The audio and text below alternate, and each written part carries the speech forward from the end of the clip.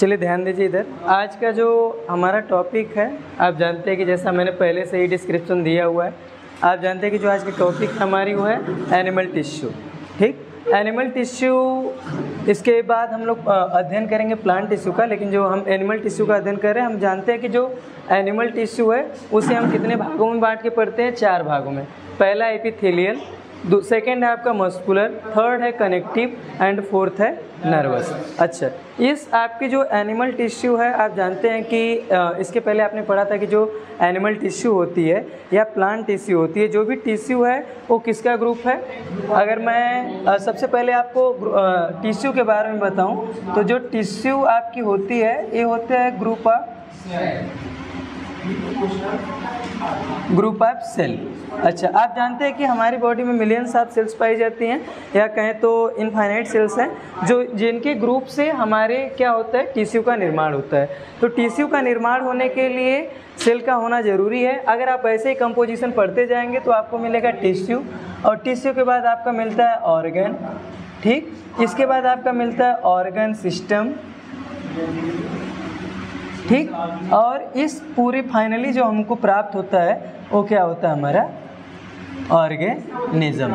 और जैसे कि हमारी बॉडी बनी हुई है तो हम पढ़ते हैं कि जो टिश्यू होती है वो ग्रुप ऑफ सेल होती है, और ग्रुप ऑफ सेल में वो जो सेल होती है उसकी संरचना क्या होती है? समान होती है। जैसे अब मैं कहूँ कि जो सेल हैं, आप जानते हैं कि हमारी बॉडी में कई टाइप के सेल होती हैं। जैसे कि आपका जैसे नर्वस सेल है, स्पर्म सेल है, या इसके बाद जो भी अलग अलग हमारी सेल है, एग सेल है, तो उसमें जो भी सेल होती हैं आप देखते हैं उनकी अलग अलग क्या होती है?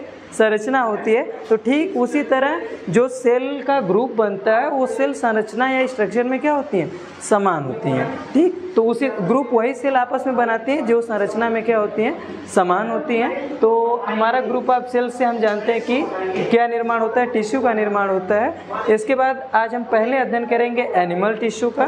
ठीक, एनिमल टिश्यू में आप जानते हैं इसे हम 4 भागों में बांट के पढ़ते हैं। पहला एपिथेलियल, दूसरा है मस्कुलर, और थर्ड है आपका कनेक्टिव एंड फोर्थ क्या है आपका? नर्वस। तो सबसे पहले जो हमारी टिश्यू है उसे हम कहते हैं एपिथेलियल टिश्यू। अब इन सारे टिश्यू के बारे में हम 3D एनिमेशन में देखेंगे, जिससे हमारा और अच्छी तरीके से आपको समझ में आएगा।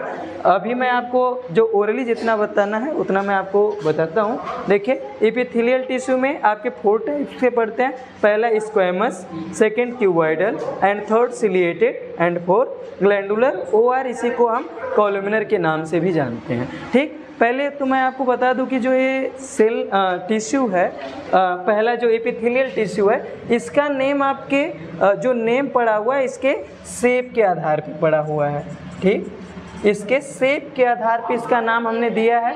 ठीक, कौन सा शेप है? जैसे स्क्वैमस का मतलब आपका स्क्वायर शेप, और आप जानते हैं कि स्क्वायर का शेप जिसमें ठीक इसी तरह से आपका स्क्वायर रहता है। ठीक, स्क्वायर आप जानते हैं कि जिसकी चारों भुजाएं सेम होती हैं। खैर मैं यहाँ पे मैथ नहीं पढ़ना, मैं बता रहा हूँ कि जो भी आपकी एपिथेलियल टिश्यू होती हैं, लगभग जो उनको नेम दिए गए हैं वो जो नेम है आपके एक शेप से लिया गया है। ठीक, तो पहला है स्क्वैमस टिश्यू, सेकेंड है आपका क्यूबॉइडल, थर्ड है सिलिएटेड एंड फोर्थ जो है आपका कॉलुमिनर, या फिर उसी को ग्लैंडुलर के नाम से भी हम जानते हैं। ठीक, तो जो पहला हमारा है स्क्वैमस टिश्यू, ये आपका स्क्वैमस टिश्यू है जो हमारे माउथ में पाया जाता है। ठीक, lining of mouth and food pipe. और जो हमारा क्यूबॉइडल है ये आपका थायराइड ग्लैंड वगैरह में पाया जाता है। थर्ड जो हमारा होता है सिलिएटेड, ये आपका सिलिएटेड का मतलब होता है सीलिया, इसके पहले आपने पढ़ा तो होगा कहीं पे। ठीक, सीलिया क्या होता है? अपीयरेंस होता है आपका थ्रेड लाइक। इसमें क्या होता है? जैसे इसमें ये बताया गया है कि ये ट्रैकियल रीजन में पाया जाता है। तो ट्रैकिया के बारे में इससे पहले मैंने आपको रेस्पिरेटरी सिस्टम में बताया था कि जो रेस्पिरेटरी सिस्टम होता है उसमें जो ट्रैकिया होती है या जो विंड पाइप होता है उसमें क्या होता है? छोटे छोटे हमारे सीलिया पाए जाते हैं। ये इसका वर्क क्या होता है? जैसे बाहर से जो भी आपके कण वगैरह होते हैं उनको क्या करते हैं? आसानी से इसमें क्या होते हैं? उलझ के रह जाते हैं, और हमारे जो लंग्स है उसको क्या मिलती है? फ्रेश एयर प्राप्त होती है। ठीक, तो ये जैसे ट्रैकियल रीजन में हो गया। फिर इसी तरह कुछ सिलिएटेड पार्ट हमारे इंटेस्टाइन वाले सरफेस पे भी पाए जाते हैं, जिनकी वजह से जो हमारा फूड होता है वो स्मूथली क्या होता है? आगे बढ़ता है। ठीक, थर्ड क्या है आपका? इसके बाद आपका फोर्थ है ग्लैंडुलर व कॉलुमिनर। अच्छा, कॉलुमिनर से समझ जाइए इसका क्या है? कॉलम, आप देखे होंगे जो आपके आसपास घर वगैरह बनता है उस पर ऐसे ऐसे कॉलम लगाए जाते हैं, ठीक, जिन्हें हम पिलर के नाम से भी जानते हैं। तो इनका शेप कुछ इस तरीके से होता है कॉलम का शेप का, और ये आपका कहाँ पाई जाती है, स्टमक और इंटेस्टाइन में पाई जाती हैं। तो मैंने बताया कि जो चारों आपकी टिश्यू हैं इपिथेलियल टाइप की, वो इपिथेलियल जो 4 टाइप्स की हैं उनका नेम उनकी संरचना के आधार पर ही दिया गया है।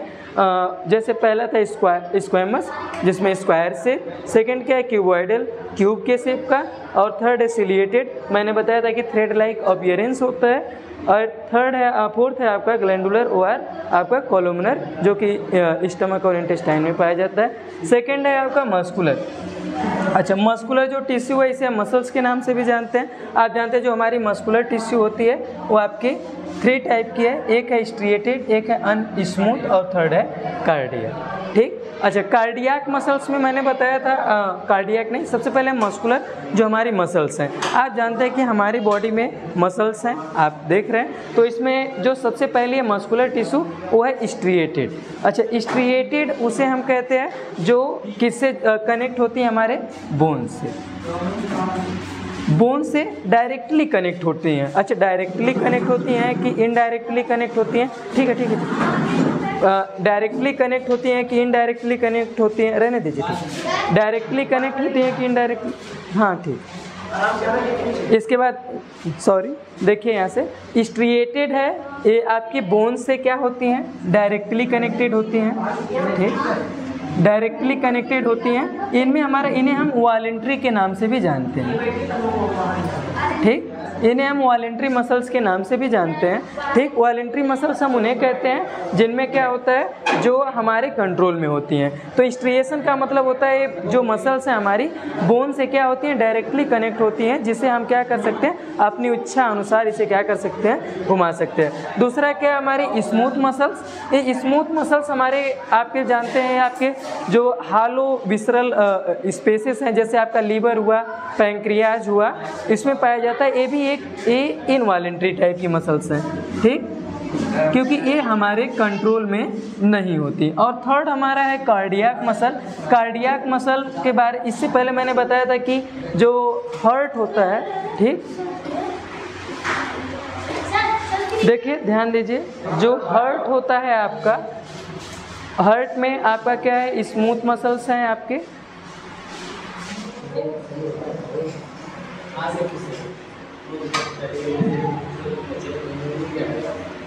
बंद करो इसको, बंद करो।